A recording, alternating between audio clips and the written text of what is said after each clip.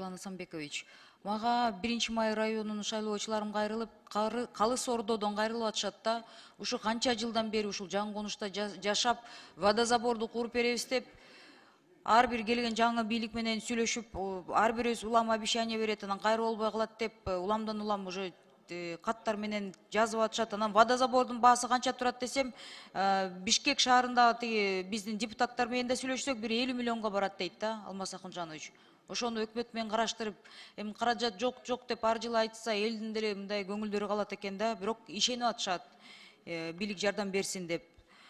Бул биринчиси, экинчиси, мага Рейс KG аттуу жеке жумуш берүүчү компанияга Германияга жөнөтүлгөн студенттер кайрылып, жайкы каникулда жумушка орнотобуз деп бизди чакырып алышып, бирок 3 айдын ордунда 3 ай иштесек 1 айлык маянаны төлөп, орой мамиле кылып, физикалык жактан да мындай коркутуулар, ызычууларыбыз көп дейт. Ушуга биз өкмөткө үнүбүздү жеткирип койгулачы, Тышкы иштер министри көңүл бурсун, Минсоцтур көңүл бурсун деп мен кайрылып кетет элем. Консулдукка кайрылса реакция жыйынтык жок деп атышат да.